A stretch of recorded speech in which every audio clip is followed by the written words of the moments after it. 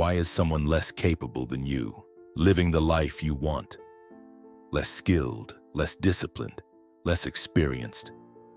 And yet they've got the job, the relationship, the respect. Is it because they're smarter, or just because they moved? While you hesitated, you should have spoken up in that meeting. Instead, you stayed quiet. Minutes later, someone else said almost the exact same words, and the applause, the recognition, the opportunity, all went to them. And deep down, you know it could have been yours. You should have asked her out for coffee, but you kept telling yourself, maybe later, maybe when the timing feels right.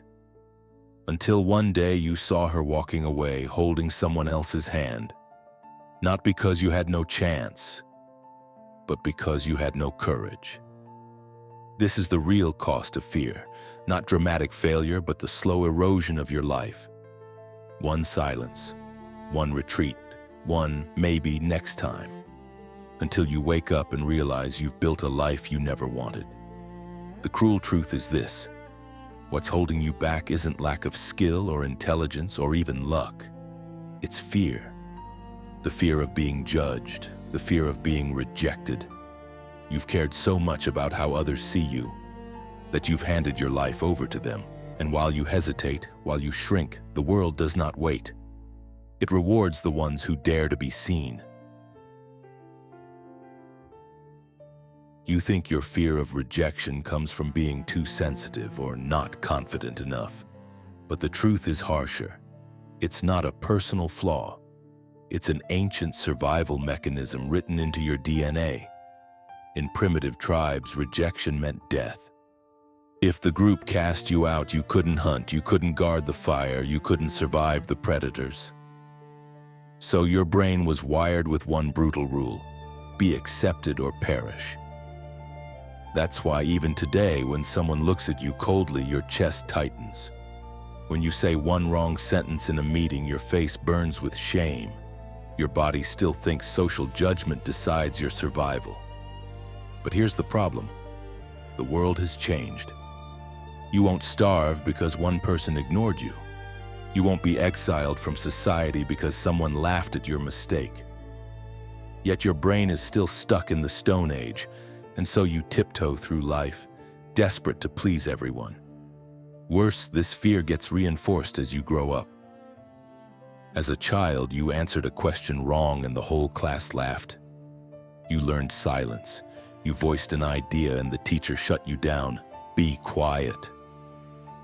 You started to believe expressing yourself is dangerous, being liked is safe. And so, as an adult, before every word you speak, you rehearse it 10 times in your head. Before every chance you take, you wait for the perfect timing. But the truth is this: you were not born timid. You were trained to be timid, and that training has only one outcome. You think you're protecting yourself when in reality you're giving your power away. You think your fear of judgment is just your personal flaw. It isn't. Humanity has been wrestling with this for thousands of years. Marcus Aurelius wrote in Meditations, "If you are distressed by anything external, the pain is not due to the thing itself, but to your estimate of it."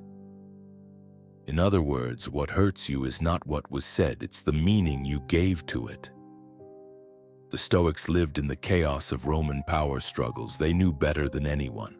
Other people's opinions are illusions. The moment you cling to them, you hand over control of your life. Confucius put it simply: the trouble with man is that he always wants to prove himself right. And the moment you're desperate to prove yourself, you've already lost. Nietzsche was even more blunt: become who you are. He warned us, people will always judge, always gossip, always criticize. But if you live only through their eyes, you will never truly live once through your own. Across time, across cultures, the message is the same. Judgment itself has no power. The only power it has is the weight you choose to give it. So fear is not the enemy. Fear is a signal. And the real question is, can you flip it? Can you turn it into the very weapon that drives you forward? We've been trained to see rejection as failure. Didn't get the job. You weren't good enough. Got turned down by someone you liked. You weren't attractive enough. Had your idea dismissed. You weren't smart enough. But here's the truth. Rejection was never a verdict, it was information. An entrepreneur fails 10 times. Most people would quit. But he treated each failure as feedback. This product doesn't sell, this model doesn't work, this partner can't be trusted. On the 11th try, he built a company that thrived. The world called it success. He called it data. Or picture this. In a conversation, you say something and no one responds. The air goes heavy. Most people panic. I sounded stupid. But a few don't flinch. They hold the silence, and the room settles around them. They know silence isn't humiliation, it's a stage. True presence is built not by filling space, but by owning it. That's the power of inversion. Rejection doesn't mean, I'm not good enough. It means, I just learned something I didn't know before. Silence doesn't mean, I made a fool of myself. It means, this moment is mine to shape. Same event, different meaning. One breaks you, the other builds you. Psychology has proven this. Social rejection activates the same brain regions as physical pain. That's why it feels unbearable. But pain is never just damage, it's also a signal telling you where to grow. So fear is not an enemy to crush, it's a tool to harness. Every racing heartbeat, every drop of sweat on your palms, it's not proof you're weak, it's proof you're standing at the very doorway you need to walk through. Fear isn't the chain that holds you back. It's the compass pointing exactly where you need to go. You already know, fear isn't your enemy, it's your signal. But without clear steps, it stays just a nice idea. So here are 5 iron rules. Not empty slogans, but weapons you can use immediately. Rule 1. Stop explaining. Most people bleed their power the moment they open their mouths. I just think maybe, I could be wrong, but I don't know if this makes sense, but you've heard it countless times. They think it's polite. In reality, it's begging for approval. Remember, the more you explain, the less weight you carry. Say your sentence. Stop. Let the silence work for you. Real authority never rushes to prove itself. Rule 2. Treat rejection as data. A rejection doesn't mean you're not good enough. It means you just received information. They didn't choose you. It's not a verdict. It's data about their needs, their timing, their perspective. This isn't you failed. This is you learned. Think like a scientist. Every failed experiment is progress.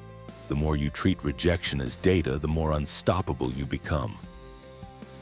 Rule 3. Scarcity is power. The easier something is to get, the less it's valued. If you're always available, your worth drops fast. Truly powerful people understand availability must be managed, not by pretending to be cold, but by being genuinely busy building. You cannot be everywhere, pleasing everyone. When you learn to say no, when you learn to be absent, your presence becomes priceless. Rule 4. Control your face means control the room. One glance, one frown can change how people treat you. Some crumble at the first challenge, scrambling to defend themselves. Others meet provocation with calm silence, maybe a faint smile. The results couldn't be more different. Psychologists call it emotional contagion. If you panic, others feel your low status. If you stay composed, they follow your lead. So train this. When challenged, first control your breathing. Keep your face still. Your calmness is your weapon. Rule 5. Rewrite the story. Most people react to rejection with, I got discarded. But the powerful reframe it, I filtered out the wrong fit. Someone's no doesn't lower your value, it sharpens your environment. You're not a passive victim, you're an active selector. And that mental shift, that's where true power begins. 5 rules, simple to hear, harder to practice. But in the critical moments, they decide whether you're the one waiting for permission or the one who owns the room. Rules are only the beginning. If you keep applying them with the same old identity, you'll slip back every time. The real shift isn't technique, it's identity. Picture the old you, in meetings, nodding, agreeing, terrified of being wrong. In relationships, over-explaining, rushing to prove your worth. In silence, panicking, desperate to fill the air with words. That's someone always afraid of being taken away. Now picture the new you. In that same meeting, you speak less, but each word lands like a decision. In relationships, you don't scramble to explain, you watch calmly, deciding who deserves your trust. In silence, you no longer flinch, you let your gaze, your breath, your posture command the room. That's not someone who's being shaped, that's someone shaping the space. Psychologists have found that social rejection activates the same brain regions as physical pain. That's why it feels unbearable. But they also found something else. With training, people can weaken that pain response, even flip it into calm focus. In other words, you can rewire your identity. And when you do, when you shift from someone who fears being seen to someone who no longer needs to be seen, you step into a different level altogether. Maybe you still believe if I just get smarter, more skilled, more perfect, the world will finally reward me. But the harsh truth is this: the world does not reward the best. It only rewards the bold. History proves it. The ones who changed eras weren't always the most gifted. They were the ones who dared to step forward, dared to risk rejection, dared to be seen. Nietzsche once said, "Become who you are." It isn't a gentle suggestion, it's a brutal command. Because if you don't dare to become yourself, you'll live and die as a shadow in someone else's gaze. So from this moment, no more waiting for the perfect time. No more chasing approval. No more fear of rejection. You will act not to ask for a place, but to create one. If you're ready to stop hesitating and start owning your life, hit like as your farewell to the old version of yourself. Subscribe and let's build the version of you that no one can shake. This isn't self-help, this is psychological war, and you just picked up your weapon.